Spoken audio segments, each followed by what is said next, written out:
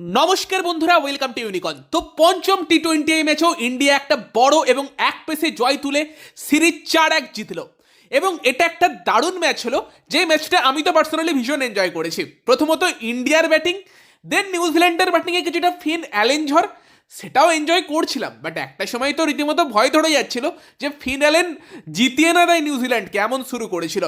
তবে সেই জায়গাতেই ইন্ডিয়ার শেষ কম্পিটিটিভ ম্যাচ টি-20 ওয়ার্ল্ড কাপের আগে, যেটাও ইন্ডিয়া কনভিনসিংলি জিতলো। এবং অবভিয়াসলি এই ম্যাচ থেকে অনেক পজিটিভ আছে, তবে কয়েকটা চিন্তার বিষয়ও থাকছে। সেই সব কিছু নিয়ে আমরা মেনলি কথা বলবো। ভারতীয় ক্রিকেট দলের ওপরে ফোকাসটা এই ভিডিওতে রাখবো। ফিন অ্যালেনকে নিয়ে একটা ভিডিও কালকে দিয়ে দেবো, অসুবিধা নেই, সেটা নিয়ে ডিটেলে আলোচনা করতে হবে। যেরকম ব্যাটিং করলো কেকেআর স্পেশাল ভিডিও, সেটা আলাদা হবে, ঠিক আছে?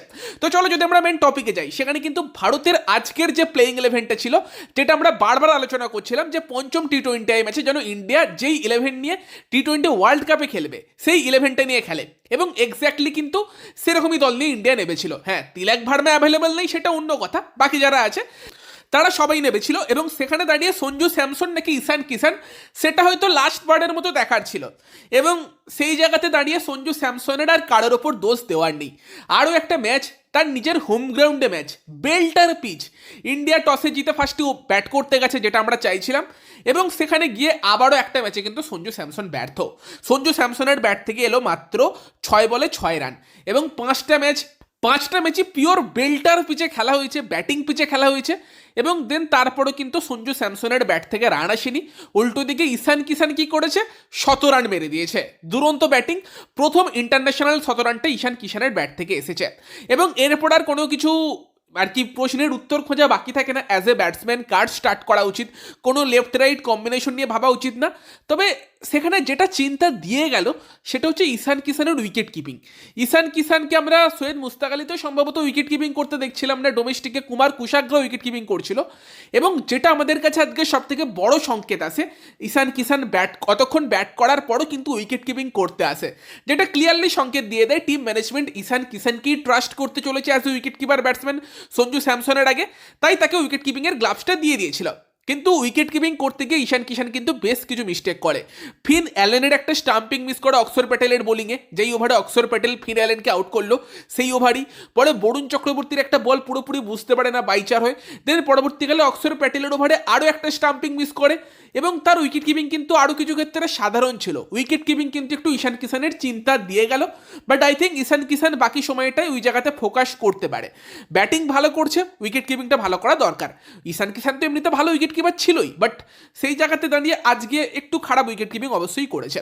তো আমার মনে হয় ভারতের চিন্তার জায়গা শুধু এইটুকু, বাকি আর কোনো চিন্তার জায়গা নেই। কারণ আমরা এক্সপেক্ট করছি সঞ্জু ফর্মে নেই, সেই জায়গাতে এবার তিলক আসবে, যখন তিলক ফিট হবে। অভিষেক শর্মা আজকেও ভালো শুরু করে, 16 বলে 30 করে আজকেও, এবং শুরু করেই প্রথম ওভারে জেকব ডাফিকে মেরে। আজকের অভিষেক শর্মার ইনিংসে ছিল 4টে 4, 2টো 6, পরে লকি ফার্গুসন তাকে বোল্ড করে। এবং দেন আমরা দেখি সূর্যকুমার যাদব এবং তার সঙ্গে তোমার ঈশান কিষানের মধ্যে একটা দুরন্ত পার্টনারশিপ, 137 রানের একটা পার্টনারশিপ হয়। এবং 10ম ওভারে গিয়ে ইন্ডিয়া সম্ভবত 100 রান টপকায়। আর যখন সূর্যকুমার যাদব 14 ওভার 3 বলে আউট হলো, তখন ইন্ডিয়া স্কোর ছিল 185। মানে 4 ওভার 3 বলে 4.5 ওভারে ওখানে কিন্তু সূর্য এবং ঈশান কিষান মেরে 80-র ওপর রান করেছে। সূর্যকুমার যাদবও ব্রিলিয়ান্ট ব্যাটিং করছিল। ঈশানের ইনিংসটাও যদি দেখো, শুরুর দিকে একটু ঈশান কিষান টাইম নিয়ে নিয়েছিল, দেন ঈশান কিষান অ্যাক্সেলারেটটা করে। ওই জায়গাতে একটা সৌদির ওভার দেখি আমরা, যেখানে সৌদিকে বোধহয় 4টে 4 মারে, 2টো 6 মারে, 29 রান আসে সৌদির ওই ওভারটায়। সৌদির জাস্ট কিছু করার ছিল না, চুপচাপ দেখছে। মিচেল স্যান্টনারকে যা মারলো একটা ওভারে ঈশান কিষান আর সূর্যকুমার মিলে, তার পরের ওভারও যে বলটায় আউট হলো আর কি সূর্যকুমার যাদব, তার আগের বলটাতে একটা 6 মেরেছে, শটটা দেখেছো? সূর্যকুমারও অন্য লেভেলের ব্যাটিং করছিল, একদম পারফেক্ট যে ভিনটেজ সূর্যকুমার যাদবের ব্যাটিং, সেটা আমরা দেখছিলাম। সূর্যকুমার যাদব 30 বলে 63 করে, ঈশান কিষান 17 রান করে, 43 বলে 103 করে। এবার অবভিয়াসলি একটু ভাগ্যও তার সঙ্গে ছিল, মানে 17 রানটা তার নামের পাশে আজকে লেখা ছিল। কারণ আমরা দেখি যখন 84 রানে ঈশান কিষান একটা বড় শট খেলতে যায়, সেখানে গ্লেন ফিলিপস তার ক্যাচ মিস করে। মানে ভাবতে পারো, বিশ্বের সব থেকে সেরা ফিল্ডার হয়তো গ্লেন ফিলিপস ক্যাচ মিস করছে। তো আজকের 17 রানটা অবশ্যই ঈশান কিষানের ভাগ্যে লেখাই ছিল এবং এই 17 রানটা দিয়েই আর কি সে তার জায়গাটা আই থিঙ্ক পাকা করে ফেললো, যেটা দরকারও ছিল করা। এবং সেই জায়গাতে দাঁড়িয়ে তারপর হার্দিক পান্ডিয়া আসে, 17 বলে 42 করে, একটা 4 মারে, 4টে 6 মারে। হার্দিক পান্ডিয়া তার নিজের ছন্দেই ছিল। রিঙ্কু সিংকে একটুখানি সেরকম ছন্দে দেখা গেল না আজকে, 8 বলে 8 করে। শিবম দুবে 2টো বল খেলে, একটা 6 মারে। এবং সব মিলিয়ে ইন্ডিয়া করে কত, 271 রান। এবং 271 করে ইন্ডিয়া জিতবে সেটাই স্বাভাবিক ব্যাপার। বাট ফিন অ্যালেনকে নিয়ে একটা চিন্তা তো ছিলই, কারণ আমি তার খেলা দেখছি। তো সে যেরকম বিগ ব্যাশ লিগে ব্যাটিং করছিল সেই তুলনায় ইন্ডিয়ার আজকের যে মাঠে খেলা হচ্ছিল এই মাঠটা তার কাছে অনেক অনেক ছোট। এবং প্রথম ওভারই অর্শদীপ সিংয়ের ওভারে 17 রান আসে, তবে লাস্ট বলে কিন্তু আর এক কেকেআরের ওপেনার টিম সাইফার্টকে আউট করে যায়। তবে তারপর শুরু হয় তাণ্ডব, ফিন অ্যালেনের তাণ্ডব। ফিন অ্যালেন কেন ডেঞ্জারাস এবং সেসব নিয়ে তো আমরা আলোচনা করেইছি, বাট ইন্ডিয়ান কন্ডিশনে ফ্ল্যাট ব্যাটিং উইকেটে কেমন ব্যাটিং করতে পারে তার একটা নমুনা কিন্তু আমাদের দেখিয়ে দিয়ে গেল ইডেনে, সে কি আমাদেরকে অফার করতে চলেছে। আর ব্যাটিংটা করলো বুমরা, বরুণ চক্রবর্তী, অর্শদীপ সিং এর মতো কোয়ালিটি ইন্ডিয়ান বোলারের এগেনস্টে। যেই বোলিং অ্যাটাক নিয়ে আমরা গর্ব করছি, আমাদের ওয়ার্ল্ড কাপ জয়ের যে সুযোগ তার জন্য একটা সব থেকে বড় কারণ এই 3 বোলার। আর সেই 3 বোলারের সঙ্গেই ফিন অ্যালেন কিন্তু রীতিমতো আর কি বলবো, তো দারুণ ব্যাটিং করেছে ফিন অ্যালেন, কাউকে ছেড়ে কথা বলেনি। 2 ওভারে অর্শদীপ সিং 40 রান দিয়েছিল প্রথম 2টো ওভারে। জসপ্রীত বুমরাকে 6 মারে, বরুণ চক্রবর্তীর এগেনস্টে বড় শট খেলে। তো সেই জায়গাতে ফিন অ্যালেন কিছুটা অনবদ্য ব্যাটিং করছিল, 38 বলে 80 করে। তবে ফিন অ্যালেনের কোন জিনিসটা আজকে ফিন অ্যালেন সুলভ হয়নি বলবো, সেটা হচ্ছে ফিন অ্যালেন 8টা 4 মেরেছে, 6টা 6 মেরেছে। ফিন অ্যালেনের যা ব্যাটিং আমরা দেখেছি ও 4-এর থেকে 6ই বেশি মারে।